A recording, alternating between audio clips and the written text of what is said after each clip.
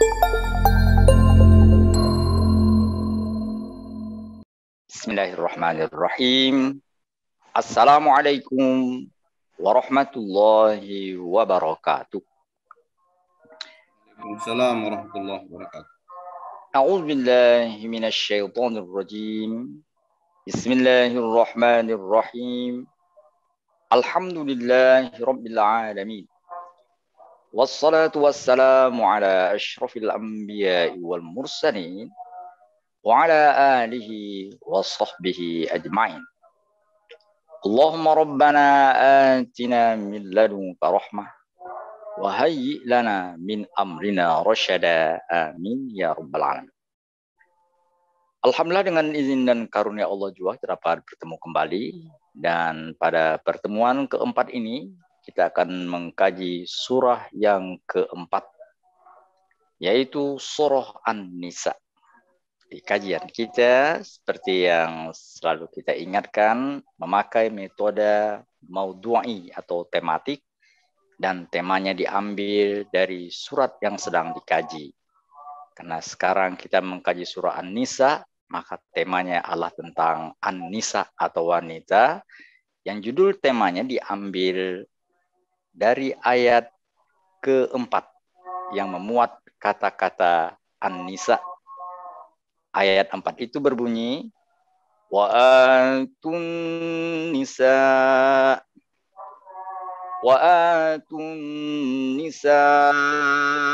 sadaqatihinna nihlah fa in tibna lakum an syai'in minhu nafsan fakuluhu hani'an mari'a. Semoga kiranya dengan mengkaji judul ini, Allah Subhanahu wa Ta'ala selalu membimbing kita untuk bersikap yang benar terhadap An-Nisa atau wanita. Amin ya rabbal alamin. Kalau tema tadi adalah wa'atun nisa, yaitu tematik, metode tafsir kita tematik, maka bentuknya adalah bil ma'sur, atau landasan tafsirnya adalah dengan memakai ayat-ayat yang ada di dalam Al-Quran, khususnya yang ada di surah An-Nisa ini. Karena itu, kajian kita tafsir tematik berdasarkan surah, dan bentuknya adalah menafsirkan satu ayat dengan ayat-ayat yang ada di dalam Al-Quran, khususnya yang ada di surah An-Nisa. Sekali lagi, semoga kiranya dengan mengkaji tafsir ini, Allah Subhanahu wa Ta'ala senantiasa membimbing kita untuk selalu berada pada jalan kebenaran. Amin ya rabbal alamin. Pola yang kita pilih adalah, pertama, kita akan mengkaji arti dari judul dan makna yang terkandung di baliknya. Yang kedua, kita akan lihat hubungannya, hubungan antar surat. Hubungan antara surat yang lalu, surah Ali Imran, dengan surah yang sedang kita kaji, yaitu surah An-Nisa. Barulah yang ketiga, kita akan ambil pesan-pesan penting atau ad-durusul mustafadah, pelajaran penting, pesan-pesan penting yang ada di dalam surah di bawah tema yang sedang kita kaji. Jadi sekali lagi, polanya adalah melihat arti dan makna, kedua melihat hubungan, dan ketiga mendapatkan pesan-pesan dari ayat yang sedang kita kaji. Kita mulai pembahasan pertama, arti dan makna di baliknya.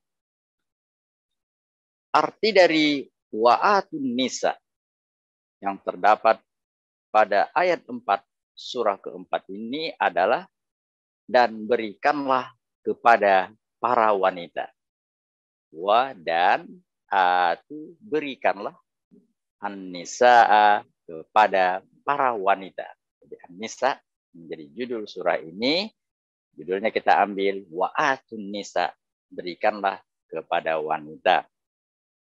Ada baiknya kita lihat terjemahan surat 4 ayat 4 untuk melihat arti An-Nisa yang ada di bawah judul Wa'atun Nisa. Silakan baca terjemahan surah 4 ayat 4. Dan berikanlah mas kawin kepada perempuan yang kamu nikahi sebagai pemberian yang penuh kerelaan. Kemudian jika mereka menyerahkan kepada kamu sebagian dari mas kawin itu dengan senang hati, maka terimalah. Dan nikmatilah pemberian itu dengan senang hati. Ya, jadi sodukotihinna.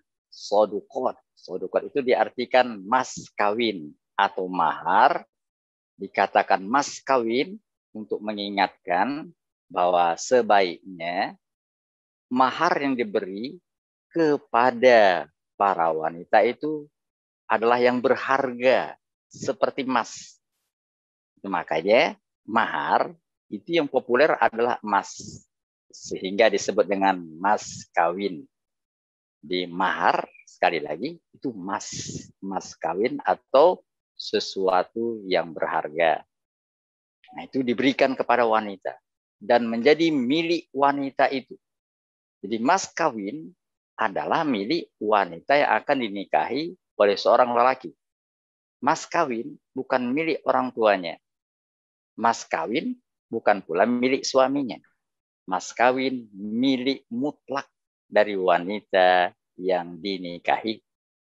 Apabila milik itu, wanita tersebut yang memiliki mas kawin menyerahkannya kepada suami dengan rela, itu suami boleh mengambil. Tapi tidak boleh memaksa atau memperdaya. Sekali lagi, mas kawin untuk wanita itu milik wanita itu sendiri secara mutlak. Apa makna dibaliknya? Makna dibaliknya adalah menyadarkan manusia agar bersikap yang benar terhadap wanita. Jadi makna dibalik wa'atun nisa adalah menyadarkan manusia untuk bersikap yang benar, bersikap yang baik kepada para wanita. Nah, jadi pembahasan pertama ini artinya tadi sudah dapat, berikanlah kepada wanita atau an-nisa artinya wanita, maka makna dibalik judul ini adalah menyadarkan manusia agar bersikap yang benar terhadap para wanita. Itulah pembahasan pertama menyangkut arti dan makna. Kita lanjut kepada pembahasan yang kedua. Apa hubungan surah yang lalu dengan surah sekarang? Hubungannya adalah bila surah yang lalu Ali Imran menjelaskan tentang keluarga. Ali Imran, keluarga Imran yang terpilih mewakili keluarga-keluarga yang ada di dunia. Bila judul yang lalu menjelaskan tentang keluarga, maka judul sekarang yaitu An-Nisa mengingatkan peran penting wanita dalam keluarga. Jadi kalau kemarin cerita tentang keluarga, maka sekarang mengingatkan bahwa wanita sangat berperan penting dalam keluarga. Khususnya wanita berperan dalam melestarikan generasi manusia. Bila dunia ini hanya laki-laki, maka tinggal tunggu punahnya saja. Tapi cukup satu orang wanita, generasi manusia itu akan terpelihara. Bahkan tanpa kehadiran seorang lelaki. Jadi lelaki sebanyak apapun, kalau lelaki tinggal nunggu punahnya saja. Meninggal lelaki terakhir, habis generasi manusia. Tapi kalau wanita, walaupun dia sendiri, itu ada harapan generasi manusia akan lanjut. Dibuktikan dengan kehadiran Maryam, anak dari Imran, rumpun keluarga Ali Imran. Maryam tanpa kehadiran seorang lelaki dapat melahirkan generasi, yaitu Nabi Isa. Itu adalah peringatan Allah. Allah mengingatkan kepada kita, wanita itu istimewa. Perannya sangat penting. Oleh karena itu, bila judul yang lalu menjelaskan tentang keluarga, maka judul sekarang mengingatkan manusia tentang peran penting wanita, yaitu melestarikan generasi manusia. Itulah sebabnya pada ayat pertama surah An-Nisa dikatakan begini. Ya ayyuhan nasu taqu rabbakumul ladzi khalaqakum min nafsin wahidah wa khalaqa minha zawjaha wa bassa minhuma rijalan katsiran wa nisaa wattaqullaha alladzi tasaaluna bihi wal arham innallaha kana 'alaikum raqiba. Silakan. Wahai manusia, bertakwalah kepada Tuhanmu yang telah menciptakan kamu dari diri yang satu, Adam. Dan Allah menciptakan pasangannya Hawa dari dirinya. Dan dari keduanya Allah memperkembangbiakkan laki-laki dan perempuan yang banyak. Bertakwalah kepada Allah yang dengan namanya kamu saling meminta dan peliharalah hubungan kekeluargaan. Sesungguhnya Allah selalu menjaga dan mengawasimu. Ya, jadi ada Adam. Tapi generasi manusia hanya berlanjut setelah ada pasangannya, ada wanita. Jadi malah lelaki saja tanpa wanita, generasi manusia akan punah. Tapi wanita tanpa sentuhan lelaki itu bisa melahirkan dan melestarikan keturunan generasi manusia. Seperti dikatakan pada surat 3 yang lalu, mari kita lihat. Surat 3 Ali Imran pada ayat 45. Surat Ali Imran ayat 45 yang lalu mengatakan begini. إِذْ قَالَتِ الْمَلَائِكَةُ يَا مَرْيَمُ إِنَّ اللَّهَ يُبَشِّرُكِ بِكَلِمَةٍ مِّنْهُ اسْمُهُ الْمَسِيحُ عِيسَى بْنُ مَرْيَمَ wajihan fid dunya wal akhirati wa minal muqarrabin. Ingatlah ketika para malaikat berkata, wahai Maryam, sesungguhnya Allah menyampaikan kabar gembira kepadamu tentang sebuah kalimat firman darinya, yaitu seorang putra namanya Al-Masih Isa putra Maryam, seorang terkemuka di dunia dan di akhirat dan termasuk orang-orang yang didekatkan kepada Allah. Isa bin, seharusnya ayah. Ini enggak bin Maryam. Itu isyarat tanpa lelaki pun generasi manusia bisa terus. Ayat 47-nya langsung. Dan Maryam berkata, ya Tuhanku, bagaimana mungkin aku akan mempunyai anak padahal tidak ada laki-laki pun yang menyentuhku. Dia Allah berfirman, demikianlah Allah menciptakan apa yang Dia kehendaki. Apabila Dia hendak menetapkan sesuatu, Dia hanya berkata kepadanya, jadilah, maka jadilah sesuatu itu. Kun fayakun. Dengan wanita, generasi manusia terpelihara. Nah, itulah dia sekali lagi, hubungan judul yang lalu dengan judul sekarang. Judul yang lalu menjelaskan tentang keluarga, yaitu bagaimana keturunan manusia, generasi manusia tetap lestari. Dan An-Nisa mengingatkan bahwa untuk melestarikan keturunan manusia itu sangat penting kehadiran seorang wanita. Itulah dia hubungan judul yang lalu dengan judul sekarang. Akhirnya sampailah kita kepada pembahasan ketiga. Pesan-pesan di bawah judul Wa'atun Nisa, atau pesan-pesan penting di dalam surah An-Nisa ini. Apa pesan-pesan penting di surah An-Nisa? Nah, seperti biasa, kita hanya mengingatkan 3 pesan penting saja. Pesan penting di bawah judul Wa'atun Nisa atau pesan-pesan penting di dalam surah An-Nisa ini dapat disimpulkan kepada sikap terhadap wanita.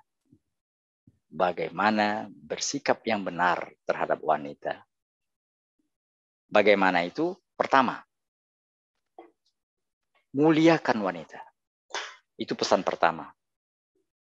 Muliakan wanita karena Allah memuliakan mereka. Itulah pesan pertama di surah An-Nisa ini. Muliakan wanita sudah tergambar dari kata-kata An-Nisa itu sendiri. Dari kata An-Nisa yang menjadi sebuah judul dalam Al-Quran. Itu menunjukkan wanita itu istimewa. Wanita itu mulia. Di Quran yang 114 surat, tidak ada nama surat Ar-Rijal, lelaki, enggak ada. Yang ada An-Nisa, wanita. 114 surat dalam Al-Quran. Dan di antara 114 itu, ada satu surat bernama An-Nisa, artinya wanita. Itu warning. Itu warning, itu adalah sinyal bahwa wanita itu mulia. Oleh karena itu pesannya, muliakan wanita. Karena Allah memuliakan mereka. Muliakan wanita. Karena Allah memuliakan mereka. Tandanya apa? Tandanya salah satu nama Allah itu dilekatkan kepada wanita. Allah itu Bismillahirrahmanirrahim. Dengan nama Allah yang Rahman dan Rahim. Maha pengasih, maha penyayang. Dan kata-kata rahim itu ditempelkan kepada wanita. Hanya wanita yang punya rahim. Itulah makanya wanita bisa melestarikan generasi manusia. Dia seakan-akan dijadikan Allah sebagai perantara untuk menghadirkan bangsa manusia di muka bumi. Rahim, stempel Allah yang dipegang oleh wanita. Oleh karena itu, muliakan wanita. Karena di sana ada nama Allah. Wanita memegang rahim. Salah satu nama Allah. Itulah sebabnya di ayat pertama tadi dikatakan hati-hati. Di sana ada rahim. Arham. Wanita mempunyai rahim. Tempat untuk meneruskan generasi manusia. Muliakan wanita. Itu adalah pesan utama di surah An-Nisa ini. Ada baiknya kita baca kembali terjemahan surah An-Nisa ayat pertama sekali lagi. Wahai manusia, bertakwalah kepada Tuhanmu yang telah menciptakan kamu dari diri yang satu, Adam. Dan Allah menciptakan pasangannya Hawa dari dirinya. Dan dari keduanya Allah memperkembangbiakkan laki-laki dan perempuan yang banyak. Bertakwalah kepada Allah dengan namanya. Kamu saling meminta dan peliharalah hubungan kekeluargaan. Sesungguhnya Allah selalu menjaga dan mengawasimu. Nah, keluargaan itu dikatakan wal arham. Wattaqullaha alladzi tasaaluna bihi wal arham. Arham keluarga. Arham juga adalah bentuk dari berkaitannya dengan rahim. Rahim. Ini keluarga berasal dari rahim. Oleh karena itu jaga itu. Pesan Allah yang pertama. Muliakan wanita. Karena Allah memuliakan mereka. Itulah sebabnya Rasulullah ketika ditanya, wahai Rasulullah, siapakah manusia yang patut kehormati? Rasulullah mengatakan, wah, yang patut kehormati adalah ibumu. Setelah itu siapa? Ibumu. Setelah itu siapa? Ibumu. Rasulullah mengatakan, ibumu, 3 kali. Baru Rasulullah mengatakan, jawab pertanyaan laki itu yang keempat, bapakmu. Jadi kita, para lelaki, dibandingkan dengan istri kita, wanita, itu 3:1. 3 kali penghormatan anak kepada ibu. 1 kali kepada kita. Kenapa? Karena wanita memiliki 3 peran penting dalam pembentukan manusia, dalam melestarikan generasi manusia. Pertama, wanita yang mengandung cabang bayi atau embrio manusia. Mengandung cikal bakal manusia. Tuhan itu mengandung. Kedua, melahirkan. Ketiga, menyusui. 3 itu tidak dimiliki oleh laki-laki. Mengandung, hamil membawa amanah Allah yaitu manusia. Itu wanita. Melahirkan, itu wanita. Dan menyusui, itu wanita. Itulah sebabnya pantaslah bila wanita mendapatkan 3 bahagian dibandingkan dengan laki-laki.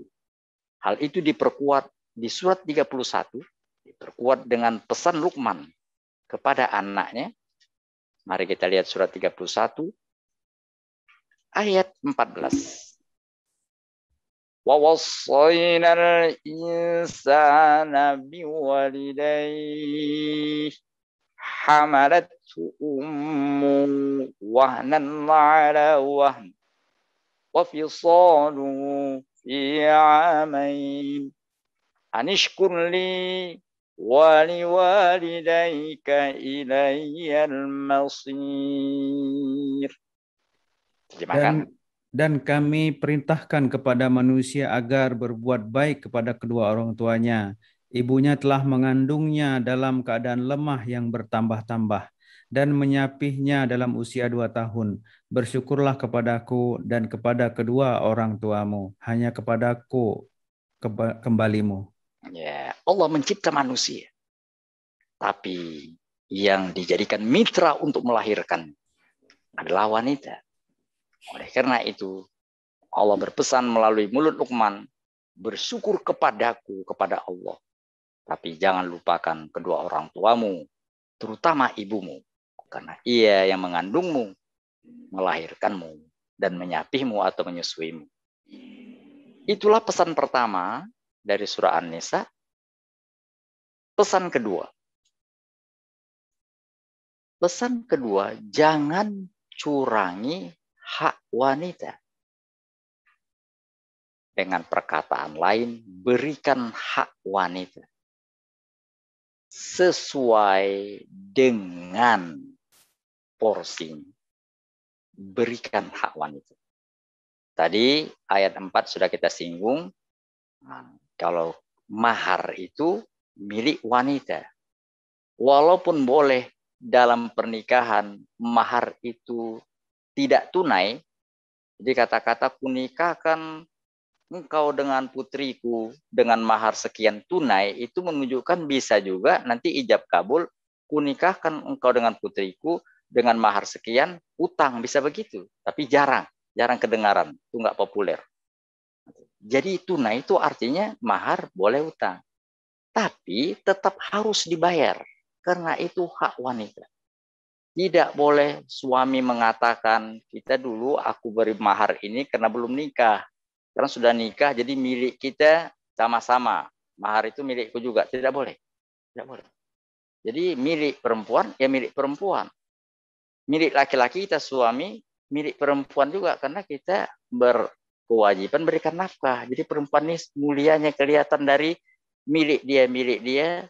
Milik kita laki-laki, milik dia juga rupanya. Itulah dia memang untungnya perempuan. Nah, berikan itu. Berikan. Allah tegaskan, hai para lelaki, istrimu itu menjadi tanggunganmu. Berikan haknya. Berikan nafkah untuknya. Kau bertanggung jawab. Itu makhluk istimewa. Berikan nafkahnya. Ditegaskan di surat 4. Ayat 34. Ar-rijalu qawwamuna 'alan nisa'i bima faddala Allahu ba'dahum 'ala ba'din wa bima anfaqu min amwalihim. Laki-laki suami itu pelindung bagi perempuan istri karena Allah telah melebihkan sebagian mereka laki-laki atas sebagian yang lain perempuan. Dan mereka laki-laki telah memberikan nafkah dari hartanya. Titik, situ aja. Laki-laki penanggung jawab terhadap perempuan. Jadi wanita itu makhluk yang istimewa, muliakan. Kita laki-laki ini disuruh Allah untuk mengawalnya. Kau tanggung jawab. Itu makhluk yang mulia, kawal. Beri nafkahnya. Jangan diperalat. Jangan diperalat. Karena dia bukan alat. Jangan sesuka hati. Karena dia bukan barang. Seperti dikatakan di surat An-Nisa ayat 19. Ya ayyuhalladzina amanu la yahillu lakum an tarithun nisaa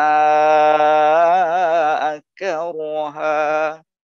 Surat 4 ayat 19 dapat? Dapat. Wahai orang-orang yang beriman, tidak halal bagi kamu mewarisi perempuan dengan jalan paksa. Terus. Dan Terus janganlah kamu menyusahkan mereka karena hendak mengambil kembali sebagian dari apa yang telah kamu berikan kepadanya, kecuali apabila mereka melakukan perbuatan keji yang nyata, dan bergaulah dengan mereka menurut cara yang patut. Jika kamu tidak menyukai mereka, maka bersabarlah, karena boleh jadi kamu tidak menyukai sesuatu padahal Allah menjadikan kebaikan yang banyak padanya. Nah, jangan diwarisi. Nah, wanita bukan barang. Dia bahkan berhak mewarisi. Jadi dia nggak boleh diwarisi, dia berhak mendapat warisan.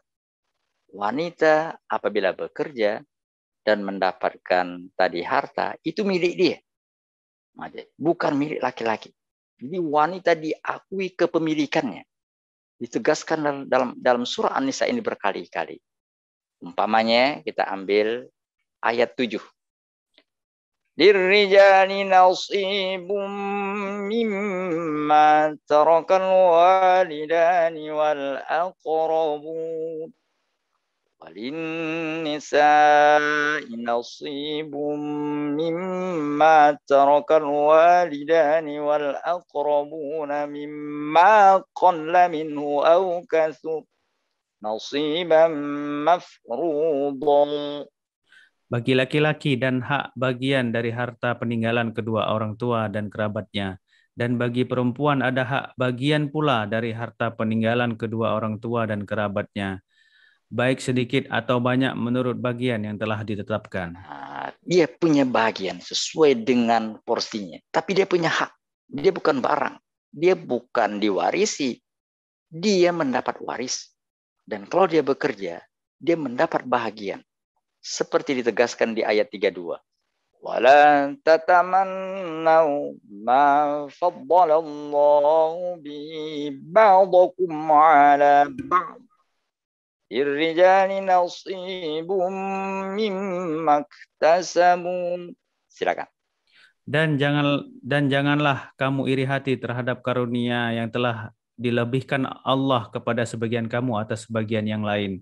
Karena bagi laki-laki ada bagian dari apa yang mereka usahakan, dan bagi perempuan pun ada bagian dari apa yang mereka usahakan. Mohonlah kepada Allah sebagian dari karunia-Nya, sungguh Allah Maha mengetahui segala sesuatu. Nah, itulah dia pesan yang kedua. Berikan hak wanita. Berikan hak wanita secara patut. Artinya wanita memiliki hak yang harus dipenuhi, jangan dicurangi. Itu yang kedua. Yang ketiga, yang terakhir, lindungi wanita. Lindungi wanita dari berbagai tipu daya. Lindungi wanita. Jadi bukan wanita itu ditipu, malah lindungi wanita dari tipu daya setan. Dalam hadis dikatakan, itu setan itu ahli strategi. Dia tahu dengan satu wanita yang diperalatnya, itu bisa negara jatuh. Seperti Nabi katakan bahwa apabila tadi wanita bagus, bagus negara. Apabila wanita nggak bagus, hancur negara. Jadi wanita itu bisa menjadi alat oleh setan, alat setan untuk menghancurkan negara. Oleh karena itu lindungi. Dan karena setan ahli strategi, dia cukup memperalat satu wanita bisa menjatuhkan satu negara. Rasulullah mengatakan Bani Israel hancur gara-gara wanita. Itu sebabnya lindungi wanita. Jangan sampai dipengaruhi oleh setan. Tadi ayat 34 sengaja nggak kita habiskan karena bahagian keduanya mengarah ke sana. Ada baiknya dibaca kembali surat 4 ayat 34. Laki-laki suami itu pelindung bagi perempuan istri. karena Allah telah melebihkan sebagian mereka laki-laki atas sebagian yang lain perempuan, dan karena mereka laki-laki telah memberikan nafkah dari hartanya. Maka perempuan-perempuan yang soleh adalah mereka yang taat kepada Allah dan menjaga diri ketika suaminya tidak ada, karena Allah telah menjaga mereka. Perempuan-perempuan yang kamu khawatirkan akan nusyus, hendaklah kamu beri nasihat kepada mereka. Tinggalkanlah mereka di tempat tidur, dan kalau perlu pukullah mereka. Tetapi jika mereka mentaatimu, maka janganlah kamu mencari-cari alasan untuk menyusahkannya. Sesungguhnya Allah Maha Tinggi, Maha Besar. Ada dia, karena Allah menjaga mereka. Pakai apa? Pakai kita. Pakai keluarganya. Pakai para lelaki. Kawal wanita. Karena mereka menjadi target setan yang sangat strategis untuk menghancurkan negara. Jadi setan itu tipu dayanya. Kalau setan nipu, itu gampang menepisnya. Gampang, kelihatan tuh setan nipu. Tapi kalau wanita, itu halus. Itu makanya antara tipu daya setan dengan tipu daya wanita, itu lebih hebat lagi tipu daya wanita. Itulah makanya setan menjadikan wanita sebagai alat untuk menipu. Kita lihat surat 4 ini. Pada surat 4 dijelaskan di ayat 76. Alladzina amanu yuqatiluna fi sabilillah walladzina kafaru yuqatiluna fi sabilit taguti faqatilu awliya asyaitan inna kaida syaitani kana dha'ifa. Orang-orang yang beriman berperang di jalan Allah, dan orang-orang yang kafir berperang di jalan Tagut, maka perangilah kawan-kawan syaitan itu, karena sesungguhnya tipu daya syaitan itu lemah. Tipu daya setan itu lemah. Kita lihat bandingannya surat 12. Surat Yusuf ayat 28. Maka ketika dia, suami perempuan itu, melihat baju gamisnya Yusuf koyak di bagian belakang, dia berkata, sesungguhnya ini adalah tipu dayamu benar-benar hebat. Tipu dayamu hebat. Nah, jadi kalau wanita nipu hebat. Kalau tipu daya setan kecil. Itu makanya setan pakai wanita supaya tipu dayanya lebih hebat lagi. Nah, itu diperkuat dengan hadis Nabi yang mengatakan tadi an-nisa wa imadul bilad. Wanita itu tiang negara. Kalau dia baik, baik negara. Kalau dia rusak, rusak negara. Iblis ingin merusak negara. Dia pakai wanita sebagai alatnya. Oleh karena itu para lelaki, para keluarga, nah itu dipesankan Allah, lindungi para wanita. Secara umum pesan itu tertera di surat 66 ayat 6. Ya ayyuhalladzina qu anfusakum. Silakan. Wahai orang-orang yang beriman, peliharalah dirimu dan keluargamu dari api neraka yang bahan bakarnya adalah manusia dan batu. Penjaganya malaikat-malaikat yang kasar dan keras, yang tidak durhaka kepada Allah terhadap apa yang Dia perintahkan kepada mereka, dan selalu mengerjakan apa yang diperintahkan. Nah, itu. Itulah dia 3 pesan penting di bawah judul An-Nisa. Kita sesuaikan dengan waktu kita. Jadi pola ini dirasa lebih simpel karena kita bukan saja sekedar mengetahui arti dan makna di balik judul sebuah surat, tapi juga kita tahu apa hubungannya dengan surah yang lalu, dan setidaknya kita mendapatkan pesan penting di bawah judul tema yang sedang kita bahas. Nah, kita tidak memang banyak mengambil pesan-pesan, karena pesan itu bukan banyaknya, tapi bagaimana kita menghayatinya untuk dapat kita hayati sepenuh hati dan diaplikasikan dalam kehidupan sehari-hari. 3 pesan penting di bawah judul An-Nisa ini adalah pertama, muliakan wanita. Muliakan wanita. Karena Allah memuliakan mereka, menaruh stempel rahim pada diri mereka, menjamin utuhnya, berlangsungnya generasi manusia, kelestarian generasi manusia. Yang kedua, jangan curangi hak mereka. wanita punya hak. Oleh karena itu, berikan hak itu. Jangan ditahan hak wanita. Yang ketiga, lindungi mereka.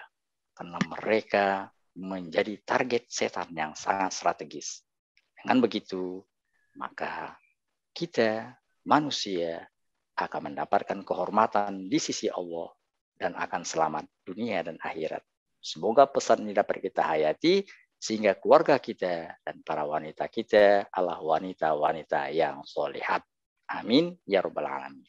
Shadaqallahul azim. Assalamualaikum warahmatullahi wabarakatuh.